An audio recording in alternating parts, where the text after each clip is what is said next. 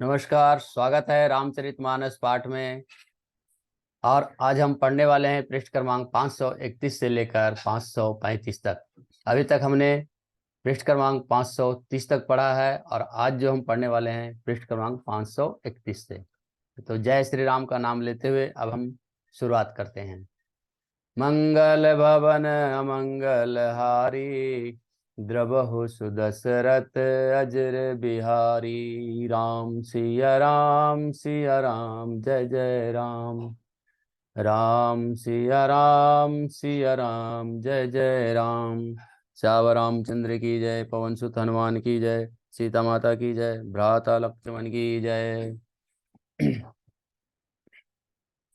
राम सखा ही समय दिखावा, शैल शिरोमणि सहज सुहावा। जासु समीप सरित पै तीरा, सिय समेत बसहि दो बीरा। राम सखा निषाद राज ने उसी समय स्वाभाविक ही सुहावना पर्वत शिरोमणि कदमगिरी दिखलाया, जिसके निकट ही पर्यस्विनी नदी के तट पर सीता जी समेत दोनों भाई निवास करते हैं। देखी करहि सब दंड प्रणामा, कही जय जानकी जीवन रामा। प्रेम अगन अस राज समाजू, जनु फिर अवध चले रघुराजू। सब लोग उस पर्वत को देखकर जानकी जीवन श्री रामचंद्र जी की जय कहो ऐसा कहकर दंडवत प्रणाम करते हैं और राज समाज प्रेम में ऐसा मग्न है मानो श्री रघुनाथ जी अयोध्या को ही लौट चले हों। दोहा। भरतु प्रेम ते ही समय जस, तस कहि सकई न सेसु। कबहि अगम अजीमि ब्रह्म, सुखु अह मलिन जनेषु। सियावर रामचंद्र की जय। भरत जी का उस समय जैसा प्रेम था वैसा शेष जी भी नहीं कह सकते। कवि के लिए तो वह वैसा ही अगम है जैसा अहरता और ममता से मलिन मनुष्यों के लिए ब्रह्मानंद जी हैं। सकल स्नेह शिथिल रघुवर के, गए कोस दुई दिन कर ढर के। जल थलु देखी बसे निशिबीते, किन्न गवन रघुनाथ प्रीते। सब लोग श्री रामचंद्र जी के प्रेम के मारे शिथिल होने के कारण सूर्यास्त होने तक दिन भर में 2 कोस ही चल पाए और जल स्थल का सुपास देखकर रात को वहीं बिना खाए पिए ही रह गए। रात बीतने पर श्री रघुनाथ जी के प्रेमी भरत जी ने आगे गमन किया। उहाँ राम जजनी अवशेषा, जागे सिए सपन अस देखा। सहित समाज भरत जनु आए, नाथ वियोग ताप तन ताये। उधर से रामचंद्र जी रात शेष रहते ही जागे। रात को सीता जी ने ऐसा स्वप्न देखा जिसे वे श्री राम जी को सुनाने लगे। मानो समाज सहित भरत जी यहाँ आए हैं। प्रभु के वियोग की अग्नि से उनका शरीर संतप्त है। सकल मलिन मन दीन दुखारी, देखी सासु आन अनुहारी। सुनि सिय सपन भरे जल लोचन, भये सोच वच सोच विमोचन। सभी लोग मन में उदास दीन और दुखी हैं। सासुओं की दूसरी ही सूरत में देखा। सीता जी का स्वप्न सुनकर श्री रामचंद्र जी के नेत्रों में जल भर आया और सबको सोच से छुड़ा देने वाले प्रभु स्वयं लीला से सोच के बस में हो गए। लखन सपन यह नीक न होई, कठिन कुचाह सुनाय ही कोई। अस कही बंधु सहे समेत नहाने, पुजी पुरारी साधु सन्माने। और बोले, लक्ष्मण यह स्वप्न अच्छा नहीं है, कोई भीषण कुसमाचार बहुत ही बुरी खबर सुनाएगा। ऐसा कहकर उन्होंने भाई सहित स्नान किया और त्रिपुरारी महादेव जी का पूजन करके साधुओं का सम्मान किया। छंद। सन्मानी सुर मुनि बंदी, बैठे उत्तर दिशि देखत भये। नर धूरी खग मृग भूरी, भागे विकल प्रभु आश्रम गए। तुलसी उठे अब लोकहि, कारनु का चित सचकित रहे। सब समाज की रात कोलिन, आए तेहि अवसर कहे, श्यावर रामचंद्र की जय।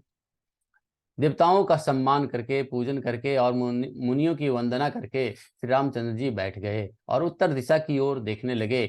आकाश में धूल छा रही है, बहुत से पक्षी और पशु व्याकुल होकर भागे हुए प्रभु श्री राम के आश्रम की ओर आ रहे हैं। तुलसीदास जी कहते हैं कि प्रभु श्री रामचंद्र जी यह देखकर उठे और सोचने लगे कि क्या कारण है।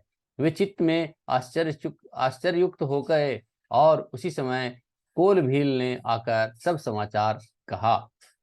तो सुनत सुमंगल बैन मन, प्रमोद तन पुलक भर, शरद सरोरु नयन तुलसी भरे, जल स्नेह वर। श्याम रामचंद्र की जय। तुलसीदास जी कहते हैं कि सुंदर मंगल वचन सुनते ही श्री रामचंद्र जी के मन में बड़ा आनंद हुआ। शरीर में पुलकावली छा गई और शरद ऋतु के कमल के समान नेत्र प्रेमाश्रुओं से भर गए। बाहुरी सोच बच भे सियर बन, कारण कवन भरत आगवन, एक आही अस कहा बहोरी, सेन संग चतुरंग नथोरी। सीतापति श्री रामचंद्र जी पुनः सोच के बस में हो गए कि भरत के आने का कारण क्या है। फिर एक ने आकर ऐसा कहा कि उनके साथ एक बहुत बड़ी भारी चतुरंगिनी सेना भी है। सो सुनि राम ही भाति सोचु, इत पितु बच इत बंधु संकोचु, भरत सुभाव समुझ मन माही, प्रभु चित हित तिथि पावत नाही।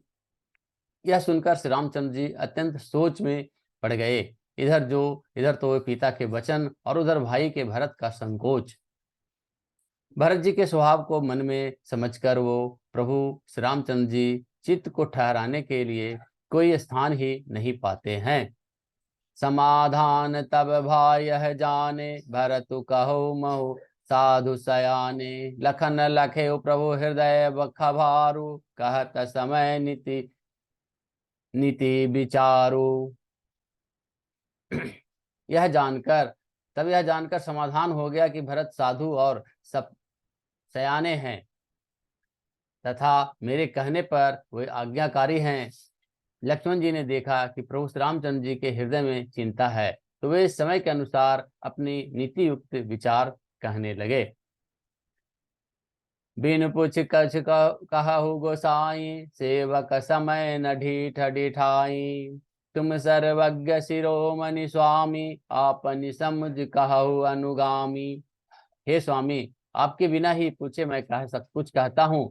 सेवक समय पर ढिठाई करने से ढीठ नहीं समझा जाता, अर्थात आप पूछे तभी मैं कहूँ ऐसा अवसर नहीं है, इसलिए यह मेरा कहना ढिठाई नहीं होगा। हे स्वामी, आप सर्वज्ञ में शिरोमणि हैं, सब जानते ही हैं, मैं सेवक तो अपनी समझ की बात कहता हूँ। दोहा। नाथ सुहृद सुठी सरल चित, शील स्नेह निधान, सब पर प्रीति प्रतीति जिए, जानिए आप समान। सियावर रामचंद्र की जय।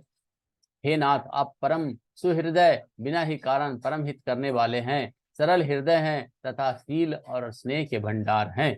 आप का सभी पर प्रेम और विश्वास है और अपने हृदय में सबको अपने ही समान आप जानते हैं, उसे समझते हैं।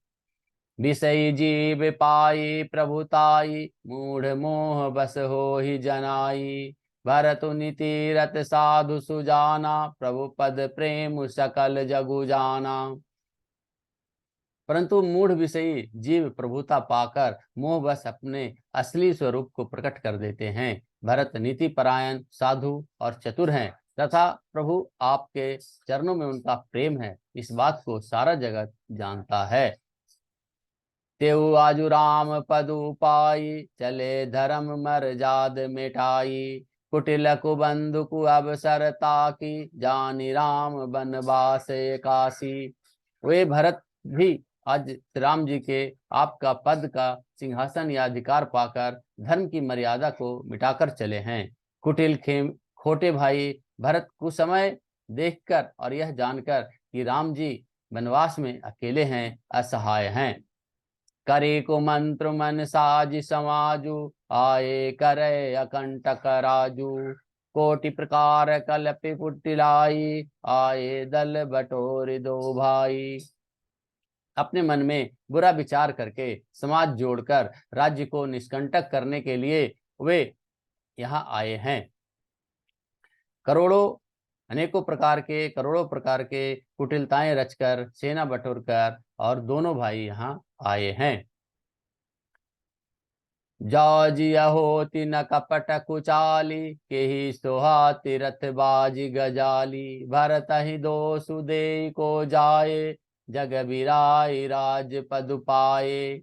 यदि इनके हृदय में कपट और कुचाल न होती तो रथ, घोड़े और हाथियों की कतार ऐसे किसे सुहाती है। परंतु भरत को व्यर्थ कौन दोष दे। राजपद या राजपद पा जाने पर सारा जगत ही पागल हो जाता है, मतवाला हो जाता है। दोहा। शशि गुरती गामी नघुसु, चढ़हु भूमि सुरजान, लोक वेद ते विमुख भा, अधम नबेन समान। सियावर रामचंद्र की जय। चंद्रमा गुरु पत्नी गामी हुआ, राजा नहुस ब्राह्मणों की पालकी पर चढ़ा, और राजा वेन के समान नीच तो कोई नहीं होगा, जो लोक और वेदों दोनों से विमुख हो गया।